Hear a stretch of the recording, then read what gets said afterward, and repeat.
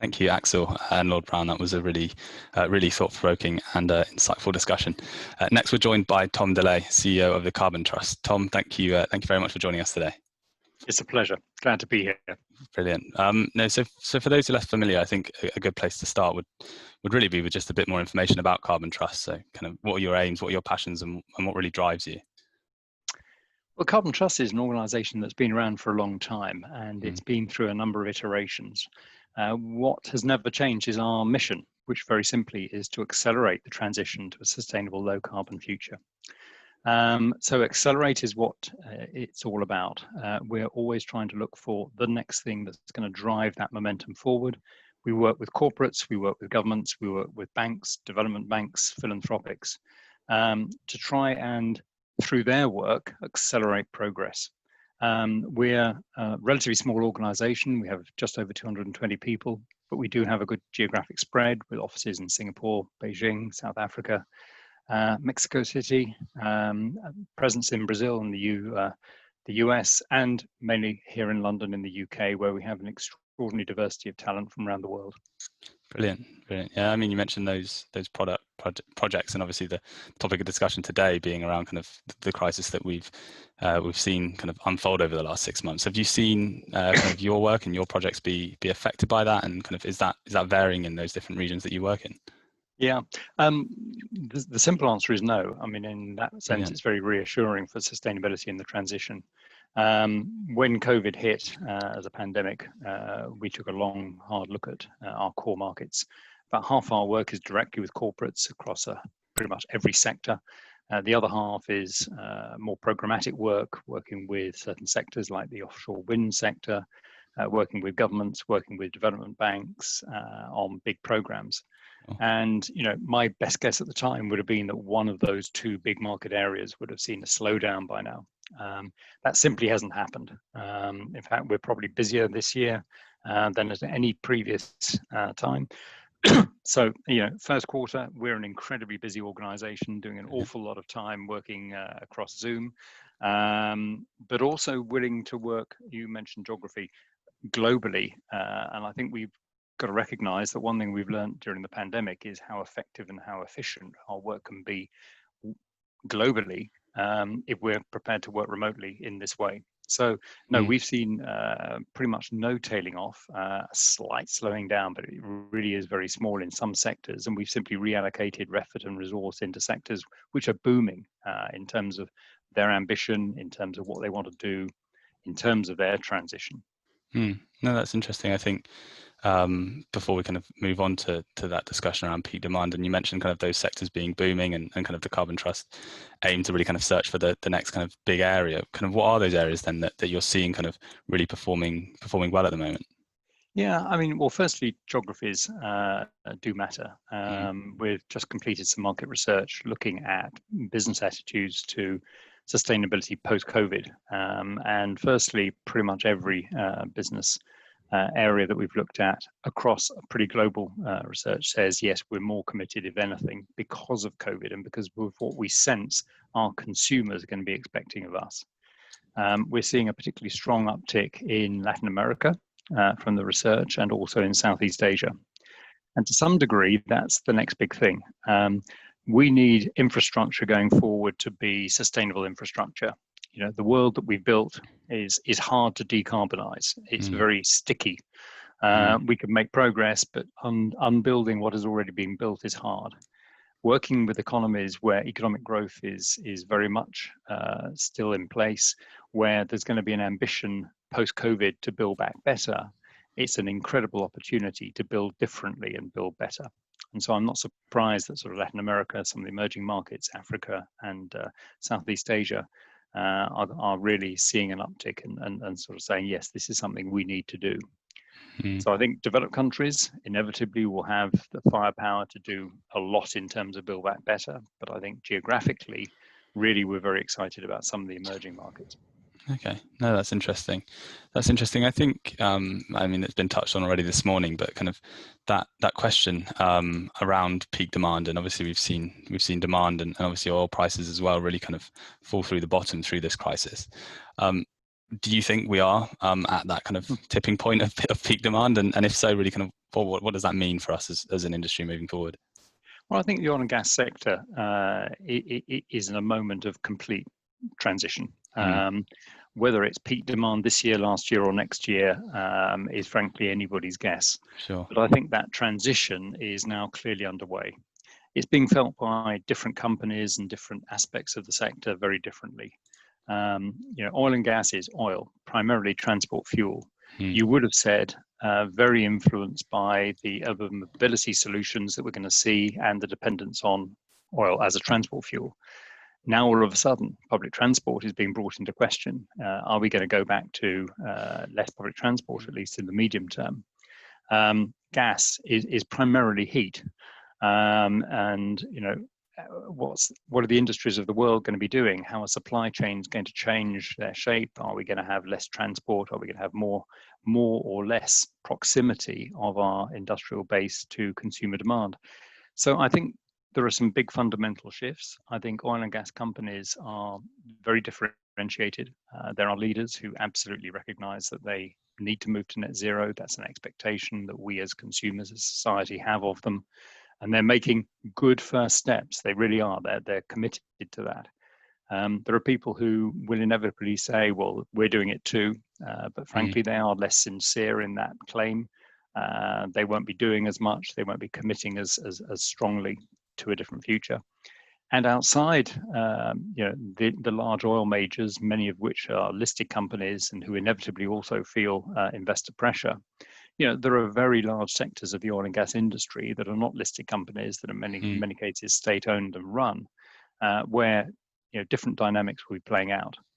But overall, no. I mean, I think there is a big transition happening. I think the enormous progress made in renewables and the cost of renewables coming down in so many different technology areas really does mean that renewables and an alternative are cost effective. It's just a question of how quickly one can roll out those renewables with the necessary resilience in terms of interconnectivity and storage and so on to make it a viable alternative in every case. But I would argue that renewables today is the viable alternative and in fact the lowest cost alternative in a lot of markets. Yeah, that's interesting. And I think kind of if not, hydrocarbon demand going back up, there's certainly going to be a continued growth of kind of energy demand more generally. So it is about then kind of ensuring that we get that energy demand from the most sustainable places. When looking then kind of at demand in a more general sense and kind of growing demand for energy, how do we ensure that we continue to foster growth of renewables that we've already seen success in, and also bring through those new kind of phase 2 asset types like the hydrogen and the CCS, etc., whilst really focusing on still ensuring that we do kind of rebuild economies? Yeah, I think one of the questions around Build Back Better that's being discussed pretty much around the world is, okay, so what emphasis do you put on sustainability as you try to repurpose the drive on sustainability to include social benefits, particularly jobs and economic growth? And the inevitable question is short-term versus long-term. So I think in the short term, there needs to be a big push on energy efficiency pretty much across the board. It has a great jobs multiplier. We can make our infrastructure more efficient, more resource efficient. We can create a lot of jobs in doing that. That works in the immediate. In the kind of medium term, I have to say a big uptick in renewables, again, will be a big driver of employment and opportunity. But we've got to recognize, as you say, there's a next generation of technologies that we do need if we're going to get to net zero. We're going to need greenhouse gas reduction, actual reduction, not just offsets. We're going to need technologies that will get us there. And I think we mustn't forget the need to invest in those. That's going to be a harder case to make because investment in very early stage technologies doesn't have the big jobs multiplier in the short term. But it's something we need to do to ensure that we have a realistic pathway to net zero. Yeah, I think that's interesting, and it kind of picks up on that point around really kind of where the profit lies within all of this. I mean, you talked kind of energy efficiency there as well, and I think that balance between sustainability and, at the end of the day, profit is something important. to continue to consider, especially within obviously Build Back Better. So kind of when you look at that, where does that profit lie, do you think, in either the efficiency markets or more widely? Yeah, I mean, very broadly, the Carbon Trust has been working for almost 20 years with industry sectors, with governments, and with banks.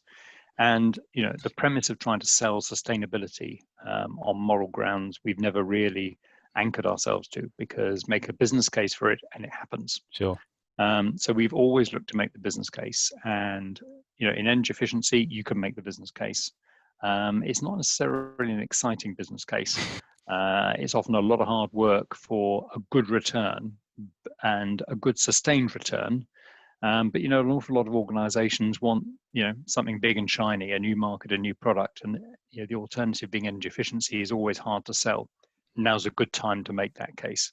Sure. I think renewables, as it matures, is absolutely becoming a profit center. If you get renewables right, it's a growth market globally.